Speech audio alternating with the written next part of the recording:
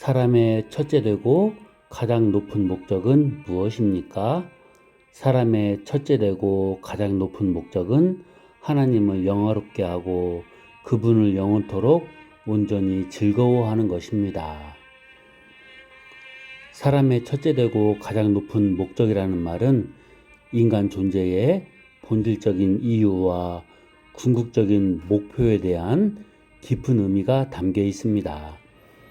우리의 삶 전체가 하나님 중심이 되어야 하며 그분을 경배하고 순종하며 그분과의 관계 속에서 참된 행복과 만족을 누리는 것이 가장 중요하고 궁극적인 목표라는 의미인 것입니다. 이는 단순히 종교적인 행위를 넘어서 우리의 존재 이유이자 삶의 방향을 제시하는 핵심적인 가치관이라고 할 수 있습니다. 사람의 첫째 되는 목적 그랬는데요. 첫째 되는 이라는 말은 다른 어떤 목적보다 가장 중요하고 우선순위에 있다는 의미입니다. 세상의 성공, 물질적인 풍요, 인간 관계의 만족 등 다른 모든 가치는 이 궁극적인 목적 아래에 놓입니다. 마치 건물의 기초와 같은 것으로 다른 모든 것은 이 목적 위에 세워져야 합니다. 사람의 가장 높은 목적이라고 했는데요. 이 말은 단순히 일시적인 목표나 소망이 아니라 인간 존재의 근본적인 이유이자 지향해야 할 최종적인 목표를 의미합니다. 이는 우리가 왜 살아야 하며 무엇을 추구해야 하는지에 대한 답을 제시합니다. 하나님을 영화롭게 한다는 말은 단순히 추상적인 종교적 표현이 아니라 우리의 삶의 모든 영역에서 하나님을 인정하고 그분의 가치와 영광을 드러내는 구체적인 행동과 태도를 의미합니다. 마치 밝은 빛이 주변을 환하게 비추듯 우리의 삶을 통해 하나님의 선하심과 능력이 세상에 나타나는 것을 말하는 것입니다. 성경에서는 왜 우리가 하나님께 영광을 돌려야 한다고 가르치나요?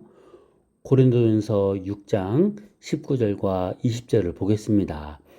본문은 우리가 왜 하나님을 영화롭게 하며 살아야 하는지를 가르쳐주는 구절입니다.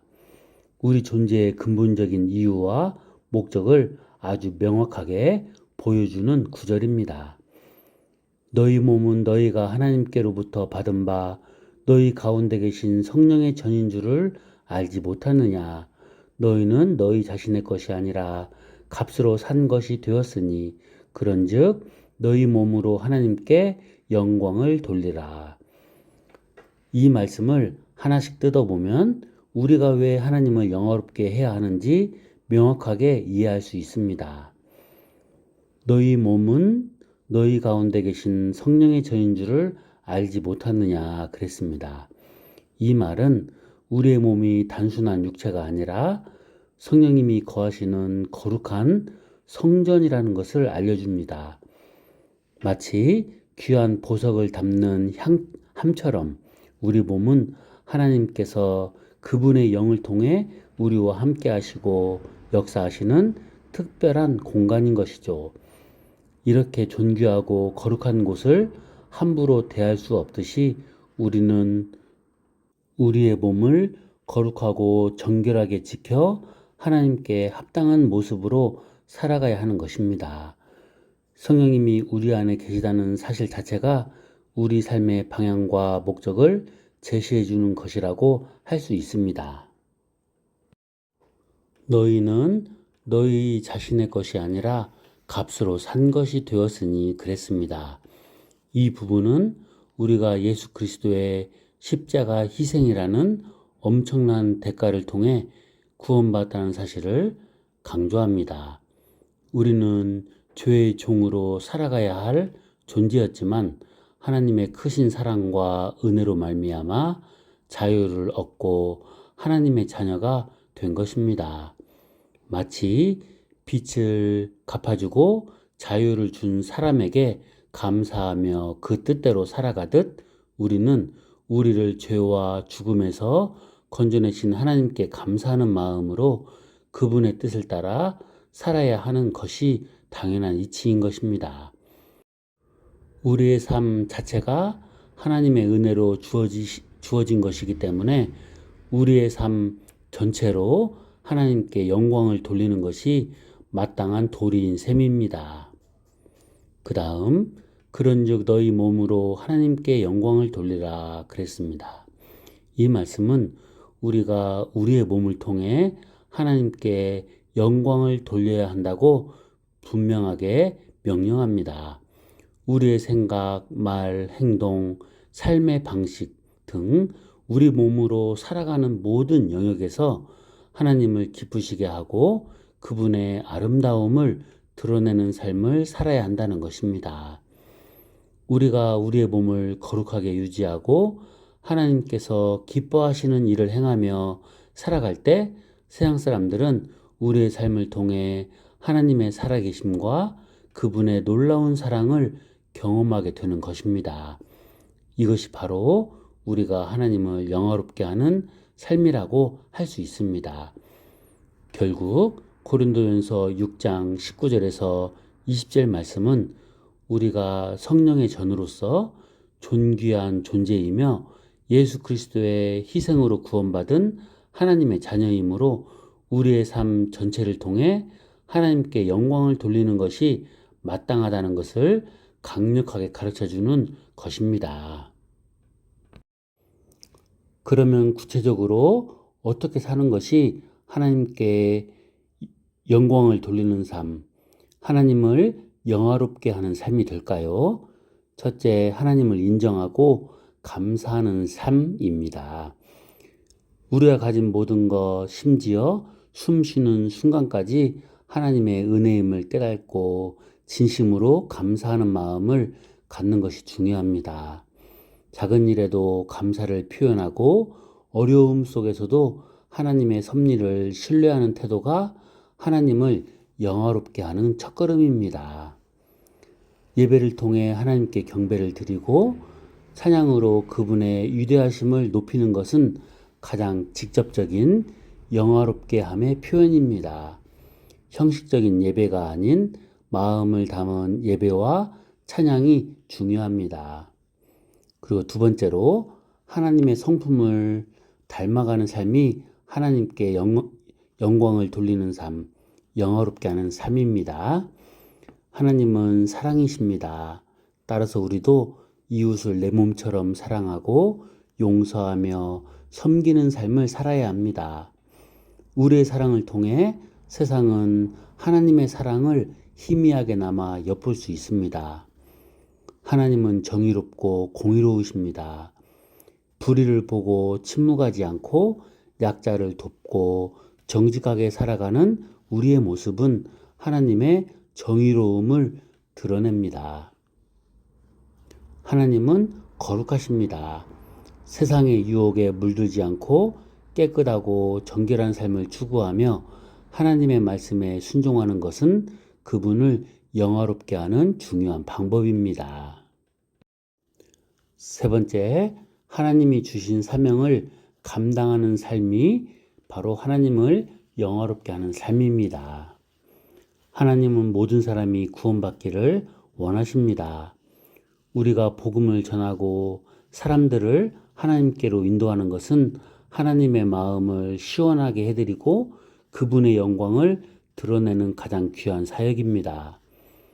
직장, 가정, 사회 등 우리가 속한 모든 영역에서 하나님이 주신 지혜와 능력을 발휘하여 맡겨진 책임을 성실하게 감당하는 것도 하나님을 영화롭게 하는 일입니다. 우리의 성실함과 탁월함을 통해 하나님의 일하심이 드러날 수 있습니다. 하나님은 이 아름다운 세상을 창조하셨습니다. 환경을 보호하고 자연을 소중히 여기는 우리의 행동은 하나님의 창조 솜씨를 인정하고 그분의 마음을 헤아리는 것입니다. 조금 구체적인 설명을 드리면요.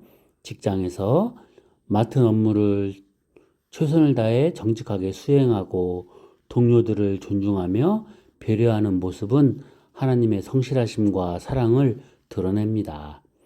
가정에서 배우자를 사랑하고 자녀를 말씀으로 양육하며 서로 섬기는 화목한 가정은 하나님의 사랑과 질서를 보여주는 증거가 됩니다. 그리고 지역 사회에서 어려운 이웃을 돕고 봉사하며 사회의 불의에 대해 목소리를 내는 것은 하나님의 정의와 긍휼하심을 나타냅니다. 그리고 개인의 삶에서 매일의 삶 속에서 하나님의 말씀을 묵상하고 기도하며 그 말씀대로 살아가려고 노력하는 모습 자체가 하나님께 영광을 돌리는 것입니다. 결국 하나님을 영화롭게 한다는 것은 우리의 생각, 말, 행동, 삶의 방식 전체를 통해 하나님을 드러내고 그분의 가치를 높이는 적극적인 삶의 태도라고 할 수 있습니다. 우리의 작은 행동 하나하나가 하나님께 영광이 될 수 있다는 것을 기억하고 매 순간 하나님을 의식하며 살아가는 것이 중요합니다.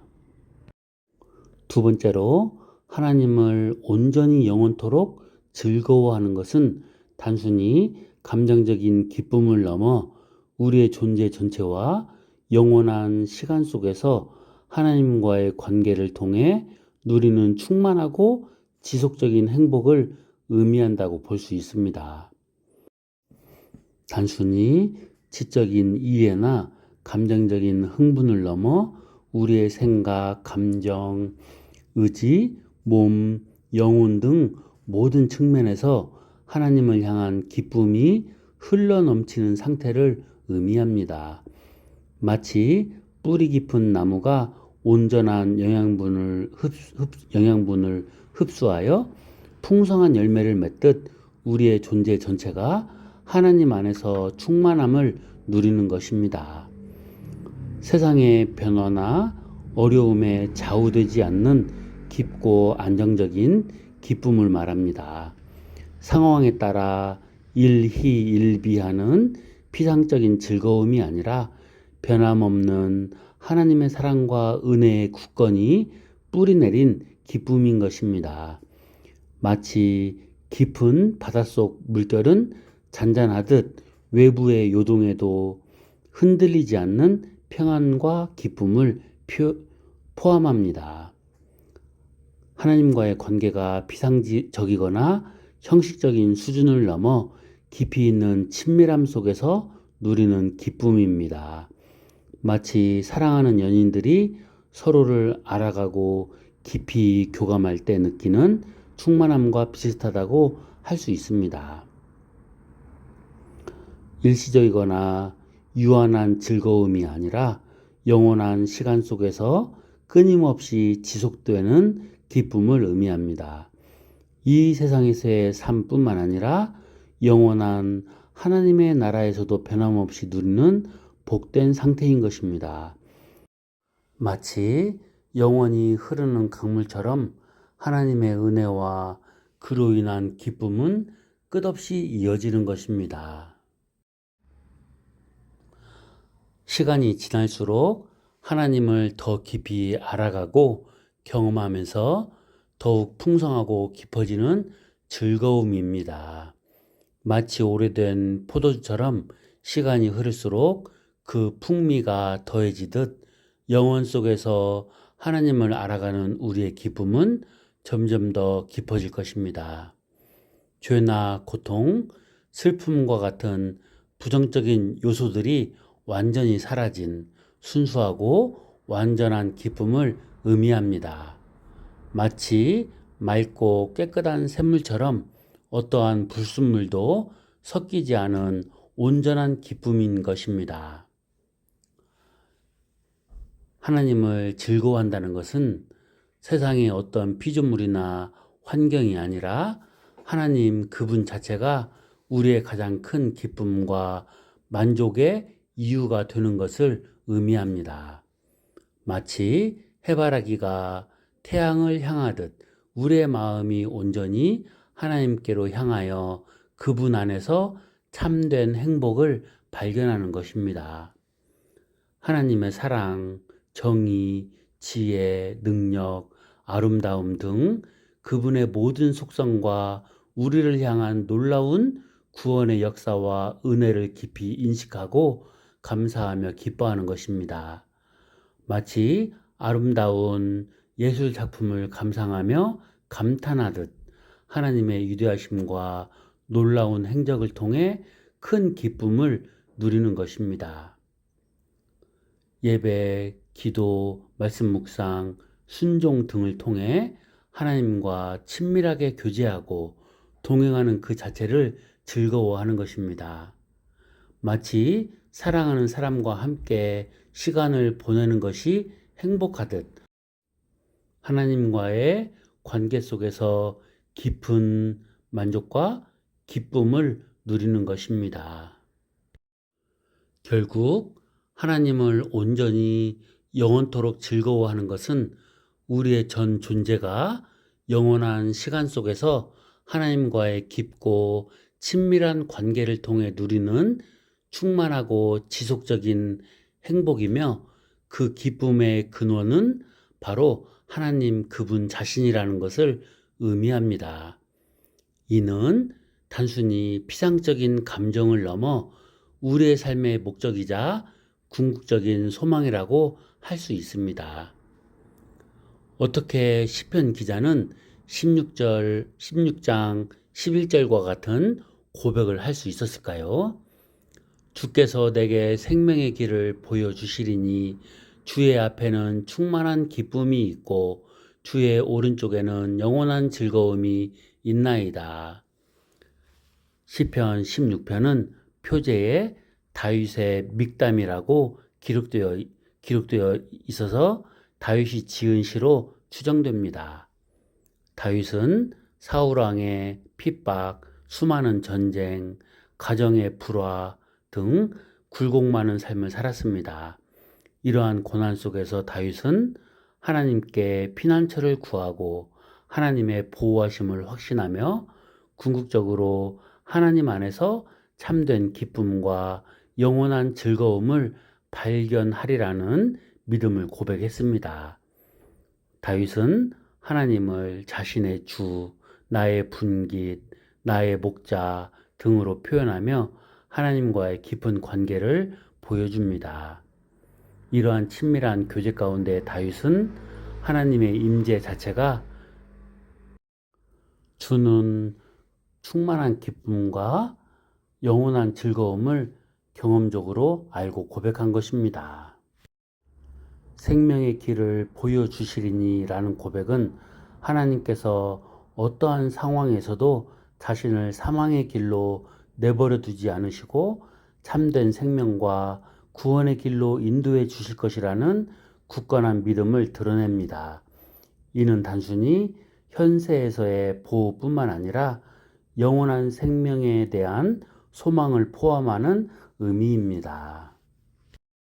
주의 앞에는 충만한 기쁨이 있고 라는 고백은 세상적인 즐거움과는 비교할 수 없는 하나님과의 친밀한 관계 속에서 오는 근원적인 기쁨을 의미합니다.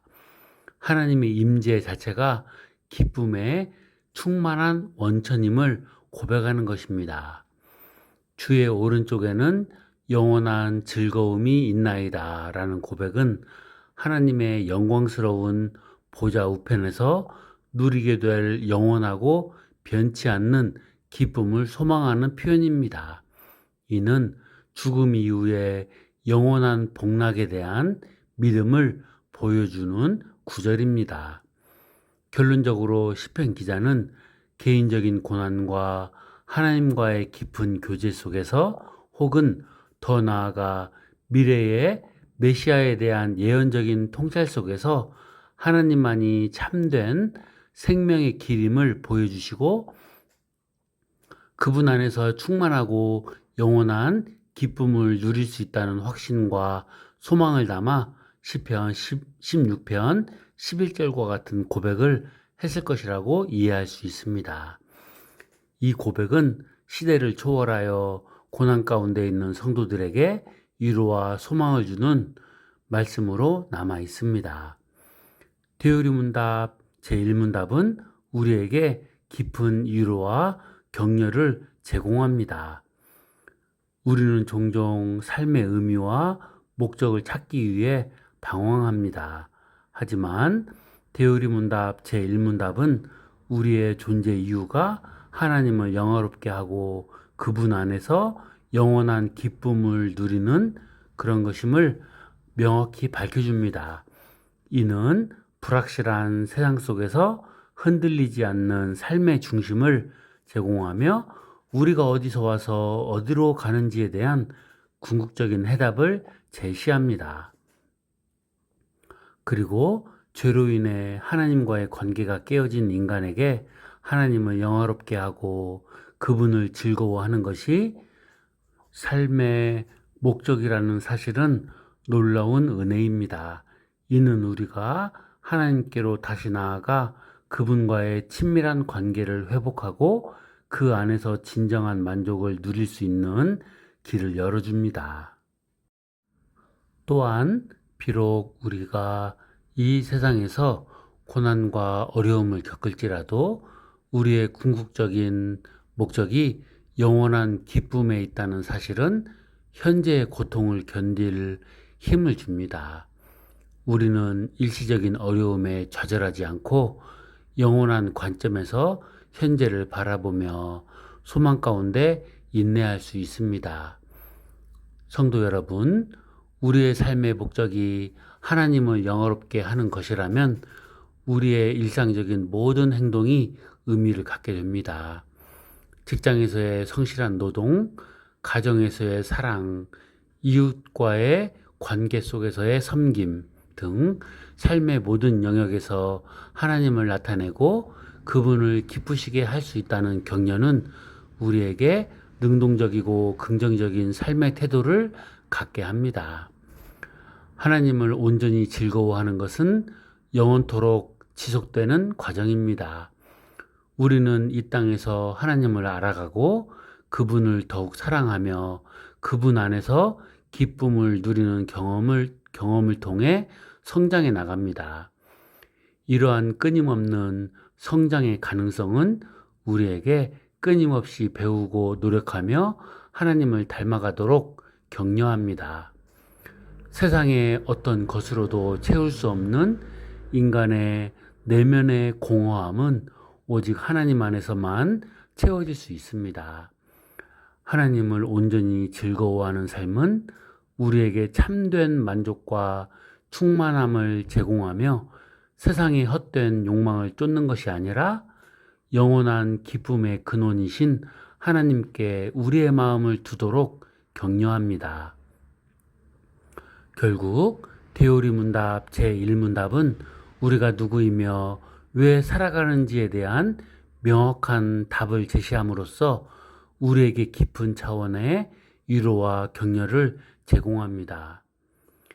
이는 우리가 하나님 중심의 삶을 살아가도록 이끌며 현재의 어려움 속에서도 영원한 소망을 품고 기쁨으로 살아갈 힘을 줍니다. 우리 모두 하나님 안에서 신자의 위치와 본분을 깨달으며 하나님께로부터 오는 은혜에 감사하고 만족하며 살아가길 소망합니다. 거기에서 참된 위로와 평안과 기쁨을 찾고 누리시기를 바랍니다. 아멘.